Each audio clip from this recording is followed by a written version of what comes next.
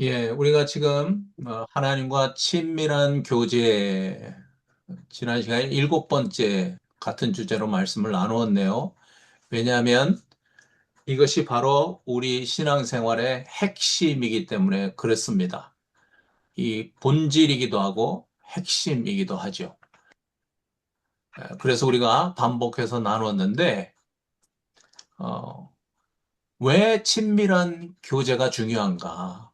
그 얘기를 지금 하고 있는데, 지난주에 이것에 대해서 세 가지 정도로 우리가 함께 그 서론에서 나눴습니다. 첫째는 구원의 궁극적인 목적이 바로 하나님과의 친밀한 교제이기 때문에 그렇다는 거예요. 그렇죠? 예, 반복해서 말씀드렸죠. 구원은 구원 그 자체가 목적이 아니고 그 구원의 궁극적인 목적이 있었던 거예요. 다른 것 때문이 아니고 친밀한 교제. 원수되었던 우리와 하나님이 하나님의 관계가 회복되었다는 거잖아요. 그래서 로마서 5장 10절 말씀은 찾아보지 않아도 원수되었던 우리와 하나님이 화목하시기 위해서 예수 그리스도를 무엇으로 삼으셨다고 그랬죠? 목재물로. 화목제물. 그런데 여기서 화목제물은 화목의 제물이라 그랬죠? 예, 구약 시대의 화목제물이 아니고 화목을 위한 제물. 위한 재물. 그렇죠? 예, 예수 그리스도를 화목을 위한 제물로 삼으신 거예요. 그러니까 구원의 궁극적인 목적은 우리와의 화목한 관계를 회복하신 것이죠. 그래서 저도 설교 때도 말씀드렸지만, 우리가 자녀들을 낳는 이유하고 똑같은 거예요. 자녀를 낳는 이유는 낳는 게 목적이 아니잖아요. 자녀를 낳아서 자녀와 함께 사는 거죠. 친밀한 관계 속에서 자녀와 함께 사는 것이 목적이지, 낳는 게 어떻게 목적이 되겠어요? 마찬가지입니다. 구원하셔서 하나님께서 우리를 자녀로 삼으셨잖아요. 그 목적은 너무 분명한 거예요. 우리와 화목한 관계, 친밀한 관계 가운데 사시기 위해서 우리를 구원하신 거죠. 자녀로 삼으신 것입니다. 두 번째 이유를 얘기했었는데, 두 번째 이유는 우리 삶의 최고의 기쁨과 만족이 바로 이 하나님과의 친밀한 교제 가운데 있기 때문에 그런 겁니다. 그래서 요한일서 1장 3절과 4절 말씀에, 특별히 4절 말씀에서, 3절 말씀에서는 사도 요한이 우리를 하나님과의 사귐으로 초대한다 그러잖아요. 하나님과의 사귐으로 초대하는 이유는 이어서 4절에서 충만한 기쁨이 너희 가운데 함께 있기를 원하기 때문이다. 그렇게 얘기를 해요. 요한일서 1장 3절과 4절에서. 그러니까 결국은 우리가 누려야 될 인생에서 누려야 될 기쁨과 만족이 다른 데 있는 게 아니에요. 세상 사람들은 어, 돈에 있고 명예에 있고 편안한 생활 가운데 있다고 생각할지 모르지만, 그런 것들은 다 요한일서에서 또 2장에서 얘기했지만, 지난번 우리 백 목사님도 설교 본문을 얘기했지만, 육신의 정욕, 안목의 정욕, 이생의 자랑. 세상 사람들은 거기에 기쁨이 있고 행복이 있다고 생각하는 거죠. 그래서 그걸 위해 사는 거예요. 모든 걸 거기에 쏟는 거죠. 그런데 우리는 이 비밀을 아는 거죠. 아니다. 인생 최고의 기쁨과 만족은 그런 곳에 있는 것이 아니고 하나님과의 친밀한 교제 가운데 있다. 음.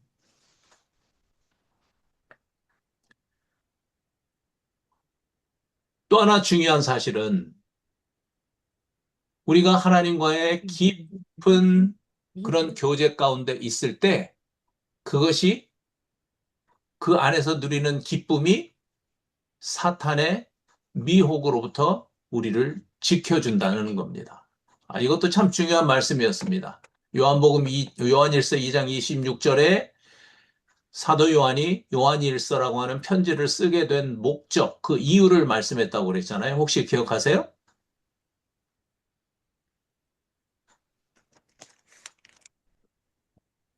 이 요한일서 2장 26절에서 그 말씀을 하셨어요. 왜 요한일서를 썼다고 그랬어요? 음, 그렇지. 찾으신 분은 빨리 그냥 읽어보세요.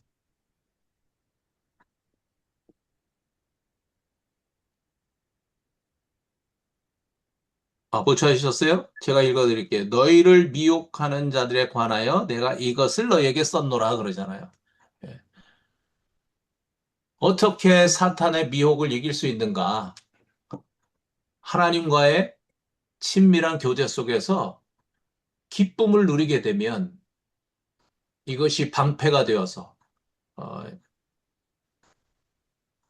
이것이 요새가 되어서 사탄의 미혹으로부터 보호받을 수 있다고 하는 말씀을 나누었습니다. 이 말씀에 대해서 좀 더 자세하게 우리가 말씀을 나누었는데요. 제가 이 책을 소개해 드렸습니다. 좀 흐리게 나와서 나의 행복, 하나님의 기쁨이에요. 이제 이렇게 번역은 했어요. 이것도 뭐 틀린 번역은 아닌데, 그러니까 우리의 행복이 하나님의 기쁨이 된다는 거예요. 이 책의 그 주제는 우리의 행복은 단지 행복이 아니고 하나님 아버지께서 우리의 행복을 기뻐하신다는 거죠. 그런데 원래 제목, 이 책의 영어 제목은 이겁니다. The life-changing power. 삶을 바꾸는 능력이죠. Of enjoying God이에요. 그러니까 하나님 안에서 누리는 그 기쁨, 이것이 바로 우리의 삶을 바꾸는 파워, 힘이라는 거예요. 능력이라는 거예요. 이게 원래 제목이에요. 그런데 이제 번역을 하면서 한국말로는 이런 번역으로 했는데, 직접적으로 이 영어 그 타이틀을 보면 이 책의 내용이 이해가 돼요. 그래서 이런 얘기입니다. 내 인생을 근본적으로 변화시키는 힘은 인간적인 의지가 아니라 하나님 한 분만을 온전히 즐거워하는 것이다. 그러면서 이 책에 이런 내용이 있다고 제가 한 줄 소개해 드렸는데 한번 읽어보세요. 시작. 하나님 하나님 안에 안에 있는 있는 더 더 좋은 좋은 만족으로 인해 만족으로 인해 죄가 죄가 싫어지지 싫어지지 않는 않는 한 한 장기적으로 장기적으로 죄를 죄를 이길 이길 길은 길은 없다. 없다. 이길 길, 이길 방법. 여기서 중요한 단어가 장기적으로예요. 그러니까 단기적으로 그냥 잠깐 동안은 죄를 뭐 어떻게든 이길 수 있어요. 그런데 이 책의 주장은 장기적으로 계속해서 죄를 이길 수 있는 방법은 다른 게 아니고 죄가 싫어져야 된다는 거예요. 네. 그런데 죄가 싫어질 수 있는 유일한 길은 뭐예요? 하나님이 주시는 기쁨으로 만족하고 그렇죠. 하나님이 주신 것으로 만족할 때 죄가 싫어진다는 거예요. 그랬을 때 죄가 끊어진다는 거죠. 저는 이 얘기가 너무나 공감이 되었어요. 우리가 인생 살아봐서 알잖아요. 그렇죠? 공감이 되세요? 저만 아멘. 공감하는 거 아니겠죠? 아니, 정말 공감이 돼서 그냥 제가 여기다가 하이라이트를 하고, 어, 그러면서 또 설교에서도 이렇게 나누게 되었어요. 제가 2주 전인가 말씀드렸잖아요. 기쁨은요, 하나님께서 인간 속에 심어주신 본성이에요. 기쁨을 찾아가는 거예요, 인생은, 결국은. 그 기쁨이 돈에 있는 줄 알고 열심히 돈을 쫓아가는 거죠. 그 기쁨이 권력에 있는 줄 알고 그걸 쫓아가는 거예요. 그러다가 인생이 그냥 망하는 거잖아요. 기쁨을 쫓는 것은 인간의 본성입니다. 마찬가지예요. 그래서 뭐 참새가 방앗간을 그냥 지나갈 수 없다는 말도 그래서 나오는 거 아니겠어요? 그러니까 아무리 죄를 이기려고 해도 죄가 좋으면 죄를 좋아하면 이길 수가 없어요. 그냥 단기적으로는 한 번, 두 번 정도는 그렇게 될 수 있을지 모르지만 계속해서 이길 수 있는 방법은 죄가 싫어져야 합니다. 죄가 싫어져야 돼요. 그러려면 지금 밑에 나와 있는 것처럼 친밀한 교제 안에서 참된 만족을 실제로 경험해야, 경험해야, 그래야 비로소 죄가 싫어지는 거죠. 죄가 싫어지는 거예요.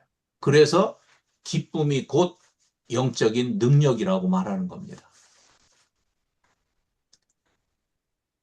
이것이 기독교 희락주의라고 그랬죠. 저 큰 타이틀로 지금 있는 것처럼 기독교 희락주의.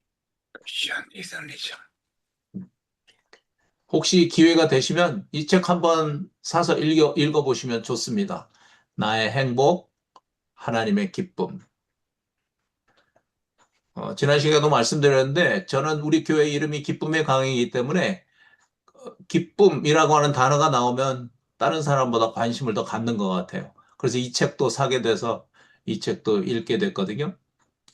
기독교 희락주의와 죄의 극복. 저자가 안 보여. 한번 기회 되면 그렇게 읽어보시기를 바랍니다. 자, 그런데 이렇게 하나님과의 친밀한 교제가 이런 의미에서도 너무너무 중요한 거예요. 그냥 교제가 교제로 끝나는 게 아니고 그 안에 기쁨이 있고 그 기쁨이 있을 때 결국은 죄를 끊어내는 그런 삶을 살아갈 수 있기 때문에 그런 거죠. 그런데 이 사귐을 가로막는 걸림돌이 있다는 얘기를 이제 지난주에 우리가 함께 나눴던 겁니다. 하나님과의 친밀한 사귐의 통로를 막는 그런 어두움이 있습니다. 그걸 이미 우리가 2주 전에 한번 말씀을 나눴죠. 빛 가운데 살아야 된다는 겁니다. 하나님과의 친밀한 교제를 위해서는. 왜요? 하나님은 온전한 빛이시기 때문에 그런 겁니다. 그래서 날마다 그러면서 제가 말씀드렸던 것은 빛 가운데 사는 삶은 죄를 하나도 짓지 않고 온전히 거룩한 삶을 산다는 것을 뜻하는 것이 아니고 오히려 예. 날마다 우리가 회개. 지은 죄를 솔직하게 인정하고 주님 앞에 자백하는 그 회개의 삶을 의미한다고 그랬죠. 그래서 회개가 중요하다. 오늘 설교의 마지막 부분에도 있지만 그런 얘기를 그래서 했던 겁니다. 그런데 이 어두움,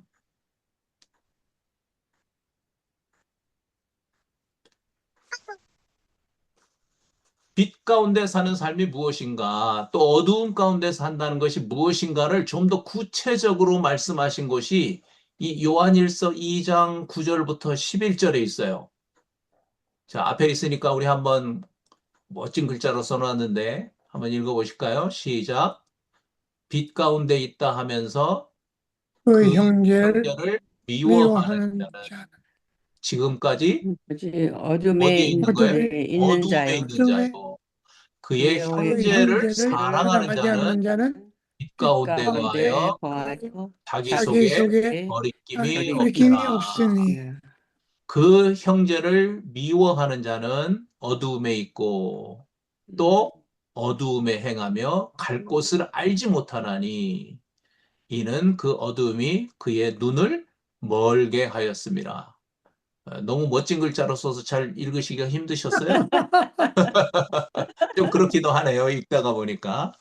그러니까 뭐예요? 빛 가운데 산다는 것은 형제를 형제를 사랑하는 사랑하는 것이고, 어두움 가운데 산다는 것은 반대로 형제를 형제를 형제를 미워하는 미워하는 미워하는 그런 삶을 말하는 거예요. 그러니까 이게 단순한 문제가 아닌 겁니다. 음, 그냥 미워했어, 그냥 사랑했어, 이런 정도의 문제가 아니라는 거예요. 뭐 미워할 수도 있지. 왜 이게 단순한 문제가 아니에요? 만약에 이런 미움 가운데 빠지게 되면 뭐가 불가능해지는 거예요? 요맨 끝에 있네요. 맨 끝에. 안 보여. 하나님과의 친밀한 교제에 것이 걸림돌이 된다는 거예요. 미움은. 네. 그게 문제인 거예요. 형제를 미워하면서도 회개하지 않는 삶을 살면 어두움 가운데 사는 거자고 그러잖아요. 지금 요 말씀이. 어두움 예. 가운데 살아요. 그래서 어두움 가운데 행하며 갈 곳을 알지 못한대요. 왜냐하면 그 미움이 그의 눈을 멀게 해버리는 거예요. 그래서 이러한 어두움 가운데 살 때는 하나님과의 친밀한 교제가 문제가 생기는 거예요. 이게 문제인 거예요. 그냥 미워하는 죄를 졌어. 여기서 끝나는 게 아니고 그 효과가 하나님과의 친밀한 교제를 막는 그런 걸림돌로 나타난다는 게 문제인 거예요.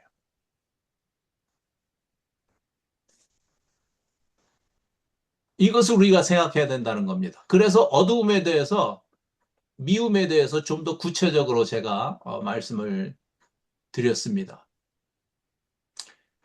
얘를 어떻게 해야 안 나오게 하는가? 화면에도 계속 나오죠. 요 까만 것이 나오니까 타이틀이 안 보이잖아. 그러네. 음. 제가 그것도 연구해봤고요. 지금 잘 모르겠어요. 어떻게 해야 되는지. 잘못 이거 건드리면 또 이거 큰일 나니까. 없어졌는데. 네.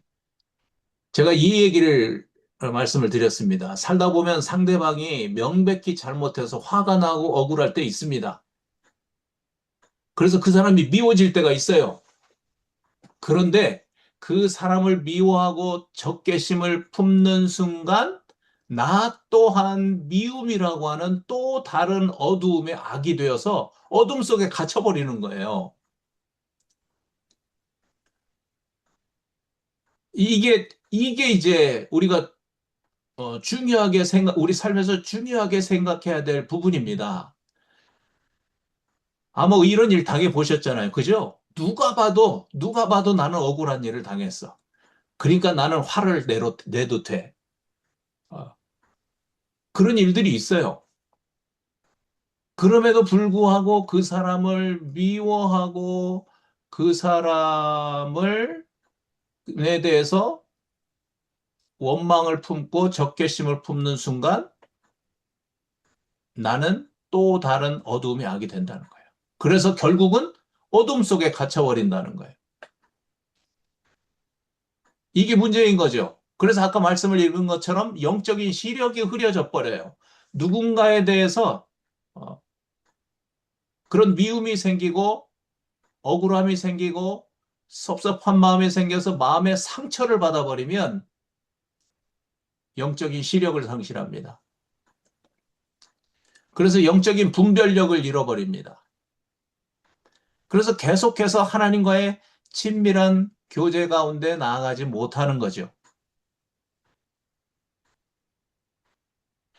이게 정말 우리가 당할 수 있는 현실적인 문제입니다.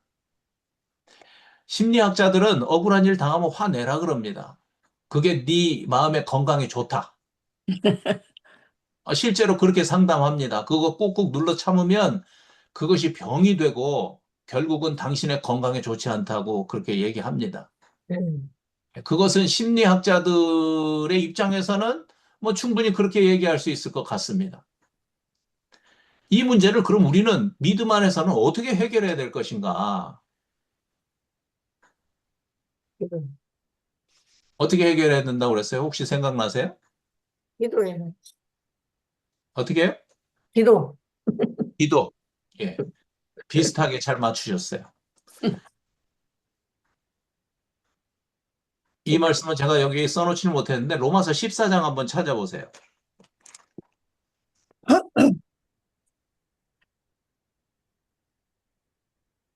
로마서 14장.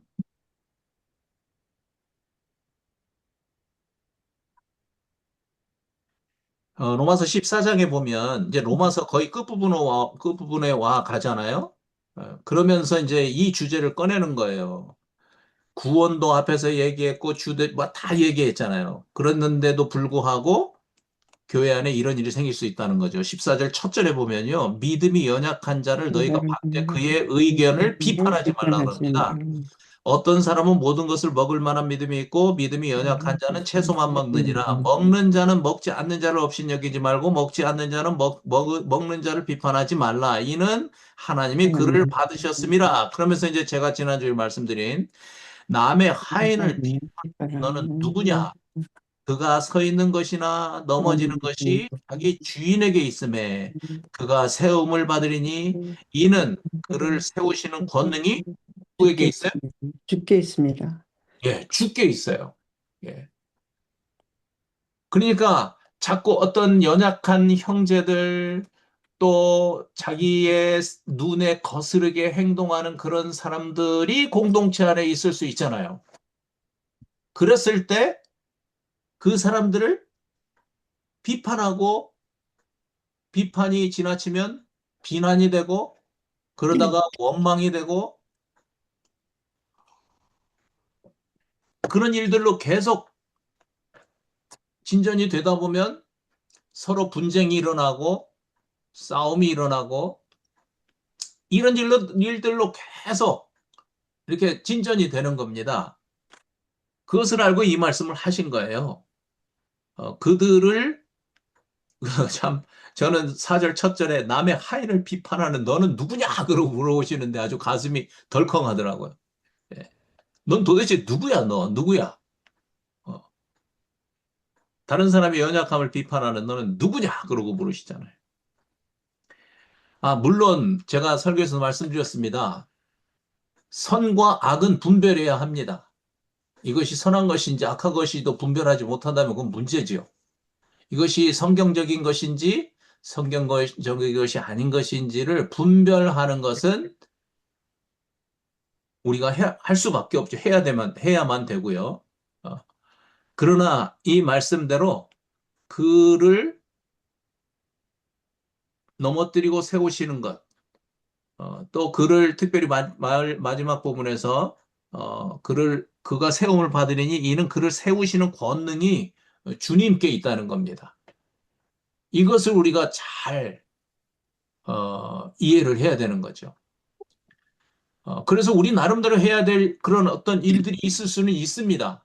그러나 결국 세우시는 것은 하나님, 주님께서 하신다. 주님께서 하신다.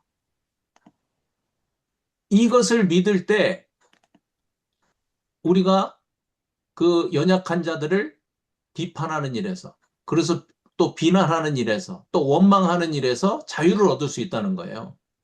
결국은 하나님이 세우시는 거예요. 그렇다고 일을 포기하라는 말은 절대로 아니고요.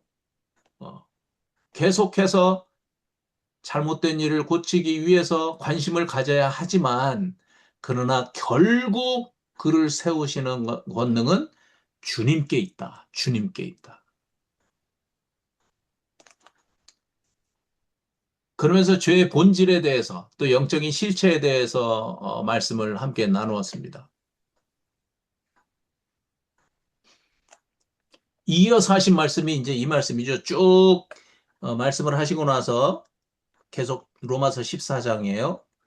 9절과 10절에서 이를 위하여 그리스도께서 죽었다가 다시 살아나셨으니 살아나셨으니 곧 곧 죽은 죽은 자 자와 중에 산 산 자의 자의 주가 주가 되려 하심이라. 그러면서 이어서 뭐라고 그래요? 네가 네가 어찌하여 어찌하여 내 네 형제를 형제를 비판하느냐? 비판하느냐 어찌하여 내 어찌하여 내 형제를 형제를 없인 업신여기느냐 여기느냐? 우리가 우리가 다 다 하나님의 하나님의 심판대 심판대 앞에 앞에 서리라. 음, 이어서 그렇게 말씀을 하고 있습니다. 그래서 우리가 생각했던 것이 이 죄의 본질적인 뿌리에 관한 얘기를 했던 겁니다. 형제를 비판하고 업신여기는 것은 단지 사람의 관계 속에서 생긴 죄가 아니고 조금 전 읽은 이 로마서 14장 9절과 10절에 있는 말씀처럼 또 아까 4절 말씀처럼 본질적으로는 예수님의 주 되심을 인정하지 않을 때 이런 죄가 생긴다는 거예요. 본질적으로는. 아, 저도 예전에는 이런 부분들을 제가 깨닫지 못하고 그냥 살았던 것 같아요. 그냥 뭐 악한 죄는 악한 죄지 뭐. 악한 행위는 악한 행위고. 그러니까 그것을 회개하면 되지. 그러고 저도 그런 회개의 삶을 살았고요. 왜냐하면 본질적인 뿌리를 모르니까. 그런데 예수님을 주님으로 정확하게 부활을 통해서 영접하고 주인을 바꾸고 나니까 이게 딱 보이더라고요. 형제를 비판하는 죄는 그냥 사람 관계 속에서 일어난 일이 아니구나. 지금 이 말씀이 그 말씀이잖아요. 그죠? 이해가 되시죠? 네. 본질적으로는 예수님의 주되심을 인정하지 않기 때문에 생긴 죄구나. 그래서 지금 말씀하시잖아요. 네 형제를 어찌하여 네 형제 비판하냐? 왜 네 형제를 업신여기냐? 그러면서 주되심을 앞에서 말씀하신 거예요. 참 이게 너무 중요한 말씀입니다. 그래서 예수 그리스도를 주인으로 확실하게 영접한 우리는 더 깊은 회개를 하게 됩니다. 왜냐하면 내가 주인된 죄로 인해서 생긴 미움의 죄를 회개할 수 있기 때문에 그런 겁니다. 그러니까 이게 단순히 미움의 죄가 아니고 형제를 비판한 원망한 죄가 아니고 아, 그 죄의 뿌리는 내가 주인된 죄에 있었구나. 이걸 알게 되는 거죠. 그래서 회개를 단지 악한 행위만 회개하는 것이 아니고 그 뿌리가 되는 내가 주인된 죄까지 그 죄를 인해서 십자가에서 예수 그리스도 나의 주님 성자 하나님이 돌아가셨다는 걸 우리가 알기 때문에 이 죄를 회개하는 것입니다. 그리고 세우심의 권능이 주께 있음을 믿고 실제 삶을 살 때 미움과 원망으로부터 자유를 누리게 되는 거죠.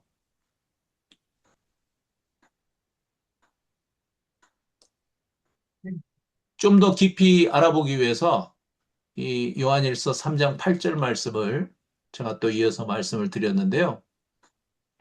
한번 같이 읽어보세요. 시작. 죄를 짓는 자는 마귀에게 속하나니 마귀는 마귀는 처음부터 범죄함이라. 죄함이라. 하나님의 하나님의 아들이 아들이 나타나신 나타나신 것은 것은 마귀의 마귀의 일을 일을 멸하려 멸하려 하심이라. 하심이라. 자, 무서운 말씀이죠. 그죠? 죄를 짓는 자는 마귀에게 속했대요. 아니, 도대체 왜 이런 말씀을 하시는 겁니까? 그러면 뭐 다 마귀에 속한 자가 아닐까요?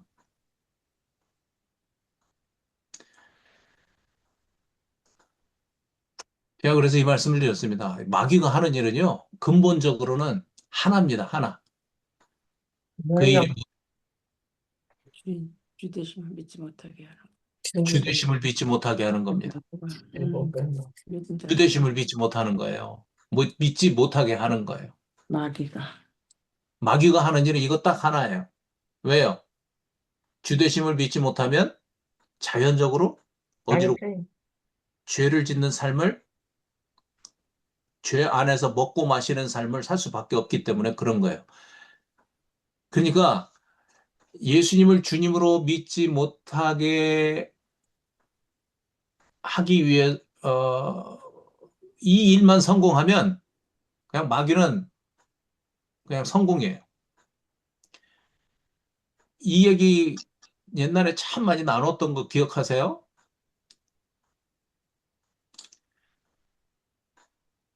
제가 이걸 알고 나서 얼마나 끔찍했는지 몰라요. 마귀는 교회 가는 거 말리지 않아요. 교회 가서 뭐 열심히 봉사하고 뭐 열심히 어떤 뭐 심지어 제자 훈련하는 거 이런 거 막지 않아요. 한 가지만 딱 막아요. 주되심을 믿지 못하게 하면 다 헛것이에요. 다 헛것. 구원이 없어요. 그렇잖아요. 로마서 10장 9절에서 그랬잖아요. 예수님 주님으로 믿을 때, 부활을 증거로 예수를 주로 믿을 때, 마음에 믿을 때 구원을 얻는다고 그랬는데, 다른 건 다 믿어. 막 십자가 죄사함도 믿고, 뭐, 하나님의 권능도 믿고, 능력도 믿고, 뭐도 믿고, 그래서 뭘 경험하고, 기적을 경험했고, 뭐, 다 소용없어요. 주되심을 믿지 않으면. 그거 다 거예요. 아, 이걸 알고 나니까 너무너무 끔찍하더라고요. 마태복음 7장에 있는 말씀도 그 말씀 아니겠습니까?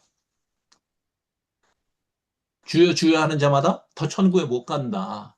진짜 예수님을 주님으로 확실하게 증거를 가지고 믿는 자들, 주인을 바꾼 자들이 천국에 가는 거예요. 아멘. 예. 그러니까 너무나 끔찍한 얘기예요. 주의 이름으로 기적을 행하고 주의 이름으로 선지자 노릇하고 귀신 쫓아내고 그랬는데 모른다고 하잖아요. 왜? 입으로만 주여 주여 했기 때문에. 그러니까 주인을 바꾸지 않으면 천국이 없어요. 그러니 뭐가 가치가 있겠어요. 만약에 주대심을 바꾸지 않는다면. 그러니까 마귀는, 이게 마귀의 입장에서 딱 제가 보이더라고요. 이것만 막으면 되는 거예요, 이것만. 그러면 천국 못 가요. 하나님의 백성 되지 못해요. 자기가 아무리 나는 뭐 하나님의 자녀라고 찬양을 뭐 100개를 불러도 안 돼요. 그렇다고 되는 겁니까? 아니죠.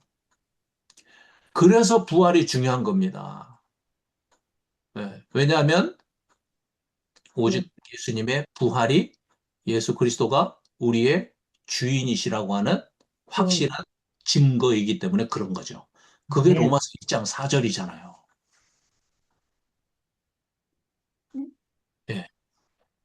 그러니까 예수님을 주님으로 부활을 증거로 믿게 되었다는 것이 이게 얼마나 큰 은혜인지 몰라요.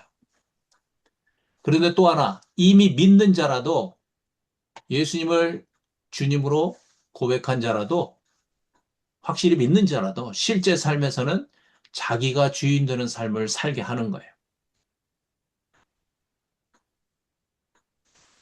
그래서 제가 이 얘기도 했습니다. 모든 음란, 탐욕, 교만, 그리고 특별히 지금 주제인 형제를 미워하고 업신여기는 것, 그것은 다른 것 때문이 아니고 주되심을 놓쳤기 때문이라는 거예요.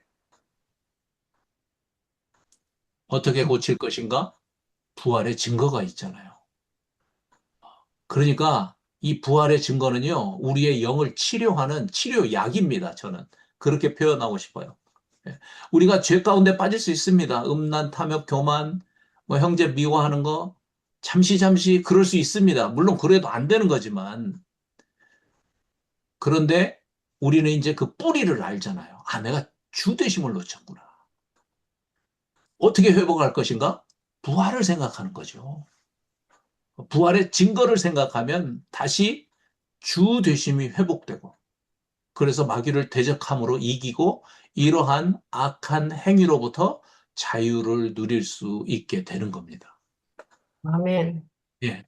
이 방법을 가졌다는 것이 너무나 중요한 거예요, 우리에게는.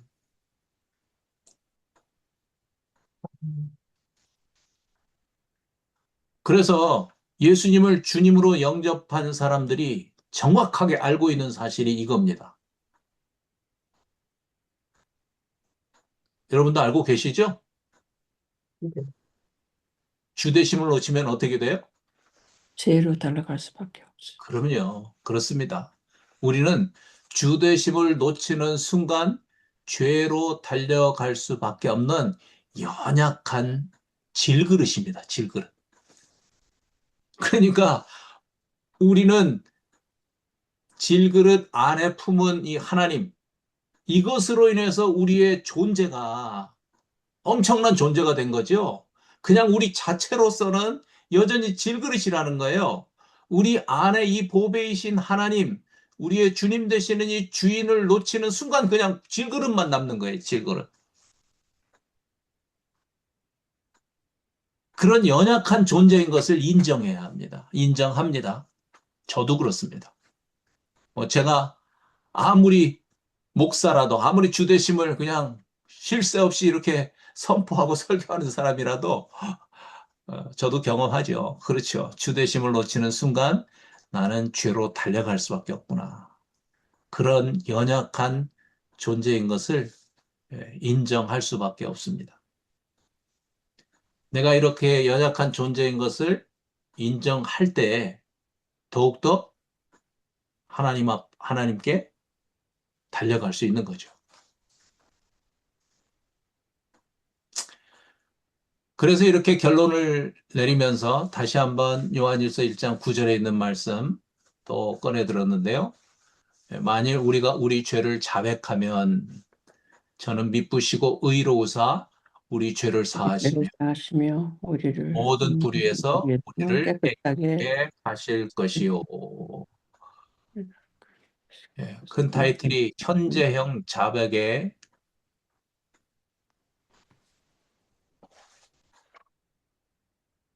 앞에서 말씀드린 것처럼 빛 가운데 사는 삶은 다른 것이 아니라 회개하는 삶이라고 그랬습니다. 이 말씀을 통해서 우리가 알게 된 말씀이죠. 그러면서 이 문장에 대한 분석을 했었어요. 깨끗함, 용서, 사하심, 용서와 깨끗함은 이미 과거에 완결된 사건이다. 예수님이 십자가에 돌아가실 때, 2000년 전에 돌아가실 때 이미 완성된 사건이에요. 그러나 죄를 자백하는 것, confess는 현재형이다 그랬어요. 현재형. 그래서 오늘 매 순간 드려야 하는 철저한 고백, 회개가 우리에게 매우 중요하고 그런 삶을 살아갈 때 우리는 빛 가운데 사는 삶이 되고 그래서 하나님과의 친밀한 교제가 계속될 수 있다.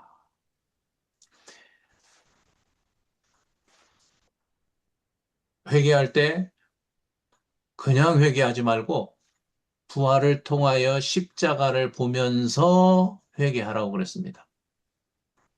부활을 통해서 십자가를 볼 때 어떤 일이 생기는가? 죄사함이 실제가 됩니다. 실제 사건이 되는 거죠. 왜요? 부활을 통해서 십자가를 보면 십자가에서 죽으신 분이 성자 하나님, 나의 주 예수 그리스도라는 것이 실제가 되기 때문에 그런 겁니다. 그래서 정말 십자가에서 내 죄가 이미 용서된 것을 확증할 수 있는 거죠. 실제 사건으로 믿을 수 있는 겁니다. 십자가에서 죽으신 예수님은 성자 하나님이시기 때문에 그의 피는 영원한 하나님이시기 때문에 그의 피는 영원한 능력이 있는 보혈이라는 것이 부활을 통해서 십자가를 볼 때 확실하게 그래서 그 피가 나에게 부어지는 것을 우리가 믿고 느낄 수 있는 거죠. 두 번째는요, 부활을 통해서 십자가를 볼 때 십자가에서 흘린 보혈의 가치가 실제가 됩니다. 저는 이것이 정말 중요하다고 생각합니다. 저도 정말 뭐 어렸을 때부터 십자가 보혈 찬송 부르고 배우고 그러면서 자랐고 그랬는데, 그 보혈의 가치를 너무 몰랐던 것 같아요. 그냥 당연한 것처럼 또 생각하고. 그러다 보니까 죄 씻음을 받은 후에도 내가 죄 씻음을 받았나, 아니면 뭐, 그냥 어떻게 또 똑같이 사는가, 왜 이렇지, 뭐 어떤 그런 고민들이 있었잖아요. 그건 십자가의 보혈의 가치를 몰랐기 때문에 그랬던 겁니다. 어, 그런데 부활을 통해서 십자가를 보니까 정말 그 피는 하나님의 피잖아요. 하나님의 피. 사도행전에서 그랬잖아요. 하나님의 피로 교회를 사셨다. 그렇게 사도 바울이 얘기했어요. 교회를 하나님의 피로 사셨대요. 그러니까 그 보혈의 가치가 교리가 되지 않으려면 부활을 통해서 십자가를 봐야 됩니다. 그래서 그 보혈의 가치가 실제가 될 때 반복되는 죄에서 벗어날 수 있는 겁니다. 죄에는 공짜가 없습니다. 죄에는 공짜가 없어요. 반드시 그 값을 치르게 됩니다. 물론 이 세상에서는 드러난 죄만 재판을 받고 그 죄에 대해서 그 값을 받는 거죠. 죄값을 받지만 하나님 앞에서는 드러난 죄뿐만 아니라 우리가 마음으로 지은 죄까지도 하나님 다 아시는 거 아니겠어요? 죄는 값이 있습니다. 그런데 그 값이 보혈, 예수 그리스도의 피라는 거죠. 그걸 생각하면 죄값이 얼마나 비싸냐고요. 그렇죠? 그래서 제가 농담 비슷하게 말씀드렸어요. 만약에 죄 하나 지을 때마다 1,000불씩 내라 그러면 죄 지을 때마다 한 번쯤은 생각하지 않겠습니까? 내가 이 죄 지면 1,000불 내야 되는데 그러면은 아무래도 한 번 더 생각하고 그러면 안 되겠는데 그럴 거예요. 혹시 10,000불을 내라 그러면 어떡할까요? 더 생각하겠죠? 더 깊이 생각하겠죠. 그런데 보혈의 가치가 그 정도겠습니까? 그렇죠? 그러니까 저는 우리가 이 부분을 좀 말로만 그럴 게 아니고 심각하게 생각해 봐야 된다고 생각합니다. 어떤 얘기? 부활을 통해서 십자가를 보라. 그리고 제사함이 실제가 되고 십자가에서 흘린 보혈의 가치가 그래서 그 영어 단어에는 그런 말이 있잖아요. priceless. 그런 값이 없다는 뜻이 아니고 무슨 뜻이에요? priceless는. 을 매길 수 없다. 그렇죠? 값을 매길 수 없을 만큼 예, 큰 값이라는 거죠. 값을 매길 수 없을 만큼. 그렇죠. 하나님의 피인데요. 동물의 피가 아니라. 사람의 피도 아니고. 하나님의 피인데. 사람이 피만 흘려도 얼마나 끔찍한 일이고, 사람을 죽인 그 죄로 얼마나 중형을 받습니까? 근데 이 피는 하나님의 피잖아요. 이 가치를 우리가 소홀히 하면 그, 이건 뭐 정말 상상하기조차도 싫은, 생각하기조차도 싫은 그런 일들이죠. 그러니까 이것만 우리가 정확하게 알고 깨닫고 우리의 삶을 살아도 반복되는 죄에서 벗어날 수 있는 거예요. 그렇지 않겠습니까? 네. 예. 아멘 되시죠? 저도 그렇게 생각하고, 정말 이 우리가 보혈의 가치를 날마다 묵상해야 됩니다. 그래서 아까 찬송 부른 것처럼 놀랍다 주님의 큰 은혜. 이 보혈의 가치를 아니까 그렇게 찬송할 수 있는 거죠. 놀랍다. 그래서 마지막 결론은 이겁니다. 하나님과 더욱 친밀한 교제. 회개하는 삶으로 빛 가운데 살 때 하나님과 더욱 친밀한 교제 가운데 살게 되고, 그리고 이 교제 가운데서 누리는 기쁨이 삶의 능력이 되어서 죄를 이기고 승리하는 삶을 사는 것을 믿습니다. 아멘. 아멘. 예. 어, 기도문을 쓰자고 제가 계속 말씀드렸고, 그러는데 사실은 이게 기도문입니다. 지금 맨 마지막 이걸 그냥 문장만 약간 바꾸면 기도문이 되는 거예요. 예. 회개하는 삶으로 빛 가운데 살게 하여 주시길 원합니다.